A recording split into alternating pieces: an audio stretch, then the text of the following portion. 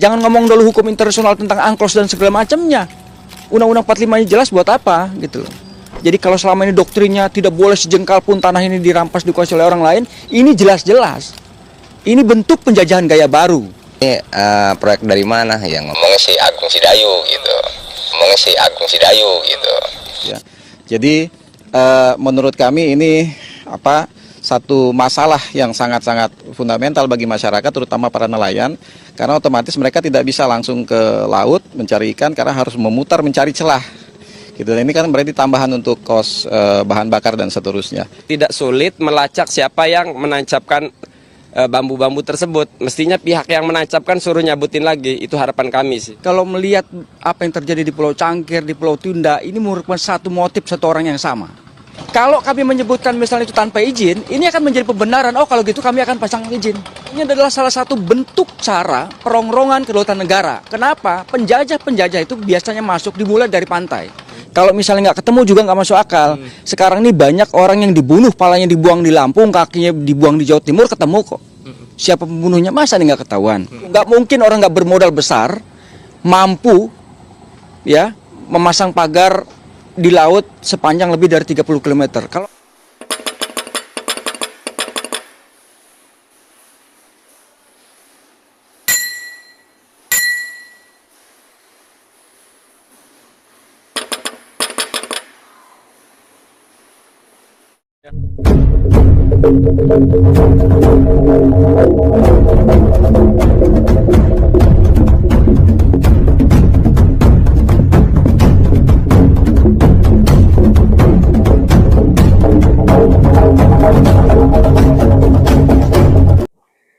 Bismillahirrahmanirrahim. Assalamualaikum warahmatullahi wabarakatuh. Teman-teman, dengan saya Edi Mulyadi dari Forum News Network FNN Bang Edi Channel. Ini soal pemagaran laut di Kabupaten Tangerang bagian utara ini terus bergulir dan sepertinya susah untuk mengingkari bahwa memang negara kalah oleh pengusaha ya, yaitu Sugianto Kusuma alias Aguan. Walaupun Dirjen di bawah Kementerian Kelautan dan Perikanan itu mengatakan siapa Ipung ya, kayaknya tentara juga atau Gagadun, negara tidak boleh kalah oleh negara tidak boleh kalah ketika dia di lokasi menyegel pagar-pagar laut tadi. Tapi faktanya kemudian menterinya mengatakan bahwa si Sakti Trenggono itu mengatakan bahwa baru bisa dicabut kalau pagar-pagar itu tidak berizin. Nah, ini kan mulai melempem nih. Kalau kata istilah Muhammad Said Didu, si manusia merdeka, Nusron Wahid tadinya kenceng, galak, melanggar RT RW 1.500 hektar lahan hutannya belum dialihfungsikan dan sebagainya, akan dievaluasi. Tiba-tiba setelah dipanggil atau rapat dengan Menteri AHY, Menko-nya, mereka berdua kompak dengan mengatakan tidak tahu menahu dengan pemagaran laut di Desa Kronyon sekitarnya, panjang 30 km lebih ya. Itu pemagaran sudah berlangsung berbulan-bulan, 7-8 bulan ya, tapi tidak ada satupun instansi sana yang mengaku, berani menyatakan si anu gitu ya. Luar biasa. Nah, teman-teman sekalian, sepertinya memang negara sudah kalah ya. Sehingga saya Didu pun bertanya apakah Prabowo masih presiden. Kenapa dia tidak bisa mengatur menteri-menterinya, walaupun kita tahu juga menterinya itu adalah orang-orang Jokowi kan begitu. Aduh, ya kan? Nah, ini saya dapat kiriman video pendek 4 menit 30-an detik ya, yang suara dari para nelayan setempat yang asli ya. Karena kemarin 2 hari berturut-turut pengacaranya Pantai Indah Kapuk 2 menyatakan bahwa mereka bukan yang membuat pagar laut sana ya. Kemudian dia mengatakan bahwa pagar laut itu dibangun oleh para nelayan secara swadaya.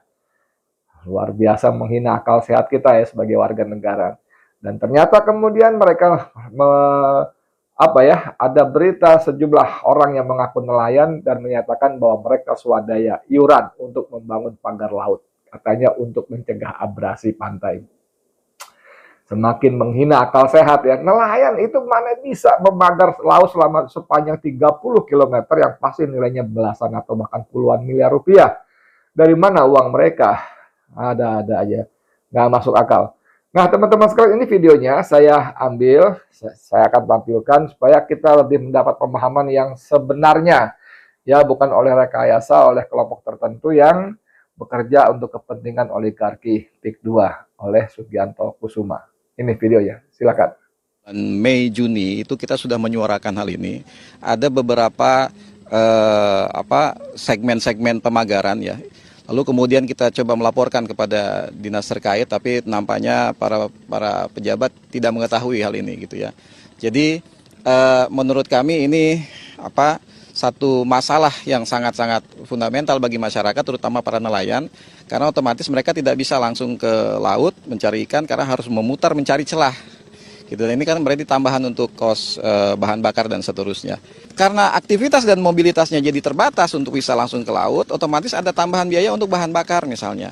Nah, belum lagi mereka nanti ada kendala-kendala ketika banyak sisa-sisa potongan bambu dan seterusnya yang menghalangi mesin perahu. Itu kan juga membahayakan para nelayan. Ketika melihat pemberitaan kemarin bahwa katanya dalam 20 hari tidak dicabut maka akan dicabut oleh pihak TNI, saya sih sedikit keberatan Pak, karena tidak sulit melacak siapa yang menancapkan bambu-bambu tersebut. Mestinya pihak yang menancapkan suruh nyabutin lagi, itu harapan kami sih.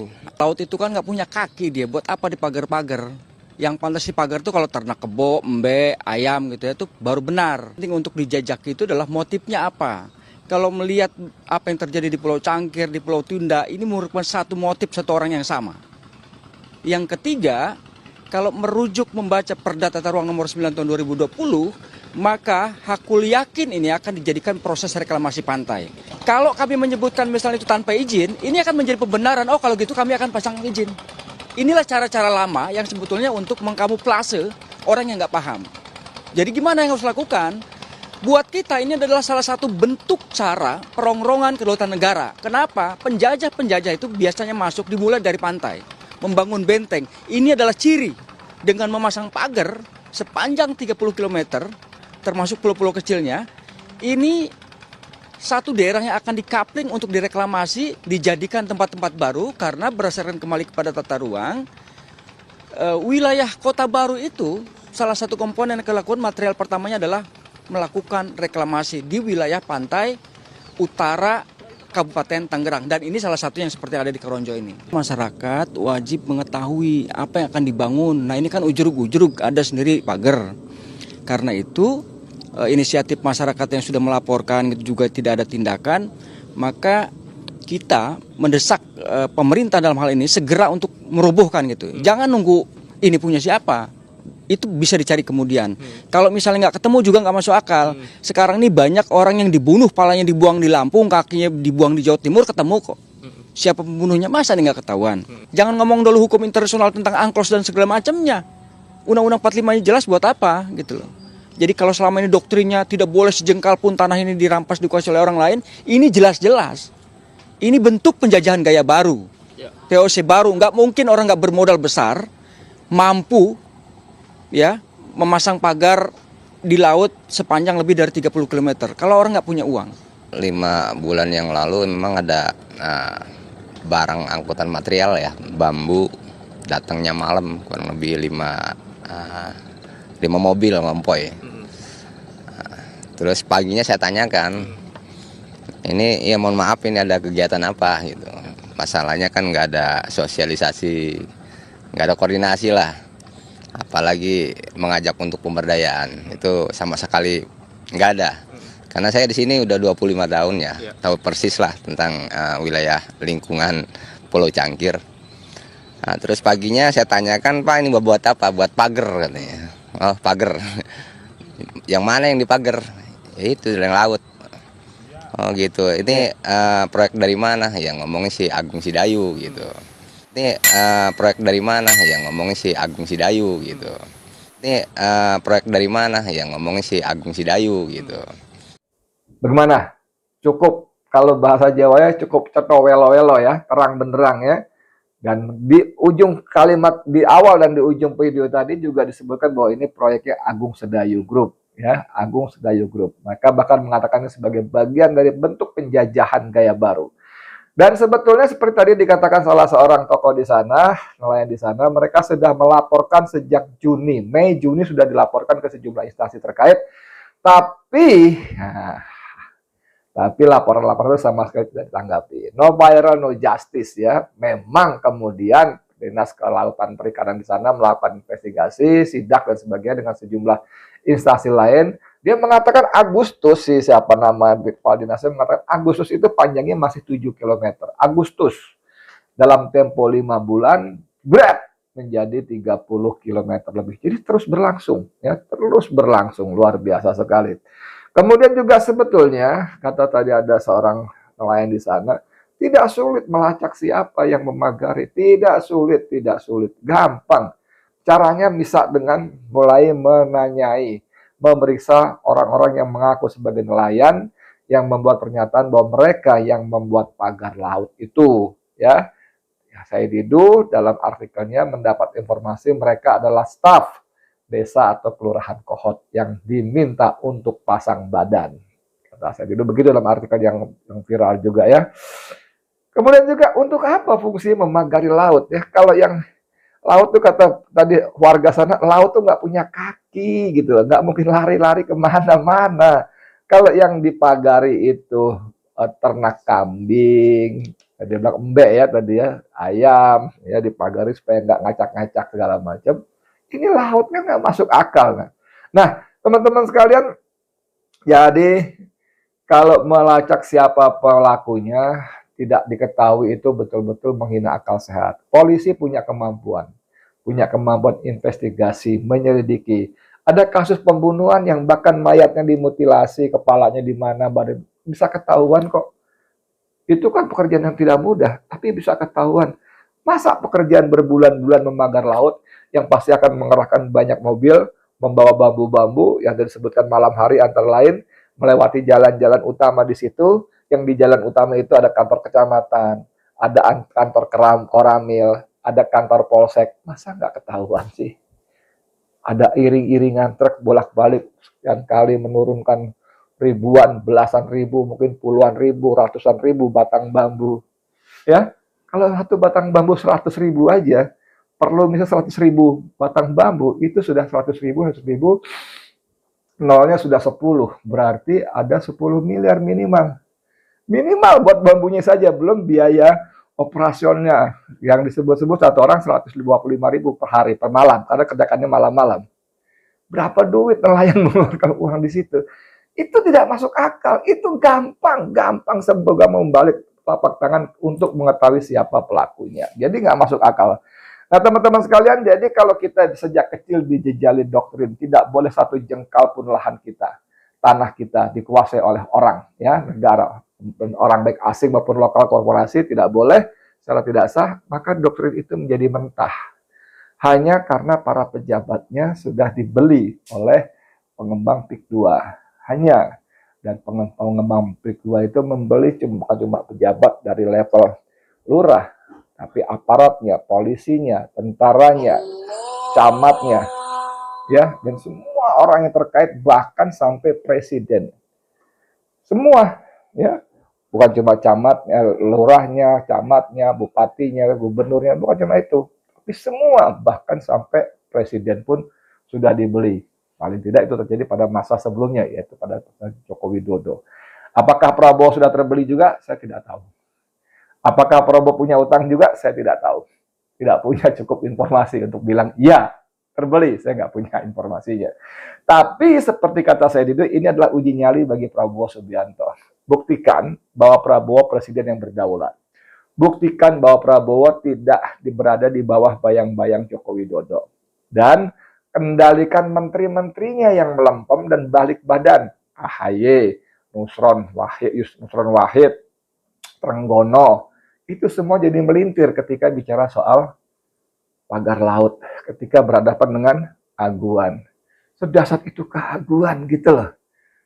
Sedasat itu keaguan sampai presiden pun nggak bisa. Aduh, saya mau bilang Prabowo nggak bisa, nanti marah. Tapi faktanya sampai sekian bulan nggak bersikap yang tegas. Seorang Sandi Butar-Butar, anak muda, pegawai damkar, pegawai kontrak, damkar, pemadam kebakaran Kota Depok dipecat karena membongkar korupsi atasannya dan mengungkap alat-alat damkar banyak yang rusak, itu dipecat dan Prabowo turun tangan. Satu orang, Sandi Butar-Butar. Tapi ini ribuan rakyat, belasan ribu atau bahkan puluhan ribu tanah mereka dirampas, laut dipagar, hutan sawah dan tambak diuruk, bahkan sungai irigasi semua diuruk, diokupasi. Prabowo tidak punya satu kata pun juga, tidak berbuat menentukan sikap yang jelas berpihak kepada rakyat. Jadi boleh kan orang tanya, Prabowo ini presiden bukan sih gitu. Ya, ini loh, rakyatnya tadi udah bicara gamblang seterang benderang itu. Astagfirullahaladzim. Teman-teman sekalian, coba deh bantu ya, supaya terus kita berdoa. Terus berdoa kepada Allah, minta tolong kepada Allah, supaya Allah menyelamatkan negeri kita. Dan kita terus berusaha menyuarakan hal seperti ini. Walaupun orang bilang, percuma Edi, mereka dikuasai semua sama oligarki, naga-naga itu. Udah, biarin, nggak apa-apa. Kita tetap berusaha, kita yakin Allah punya. Kita punya Allah, dan Allah punya kekuatan yang tak tertandingi oleh siapapun juga. Kita Allah kehendaki, Allah Akbar. Para penjajah di Timur Tengah itu berpuluh tahun mau menghancurkan, menghanguskan Palestina. Berpuluh tahun. Tapi Allah hancurkan mereka hanya dalam tempo 1-2 malam. Amerika terbakar. Rugi ratusan atau bahkan ribuan triliun. Luar biasa. Allah masih ada. Allah yang menolong Palestina, Gaza itu juga yang akan menolong kita di Indonesia. Amin. Saya Edi Mulyadi untuk FNN, untuk Indonesia lebih baik. Assalamualaikum warahmatullahi wabarakatuh.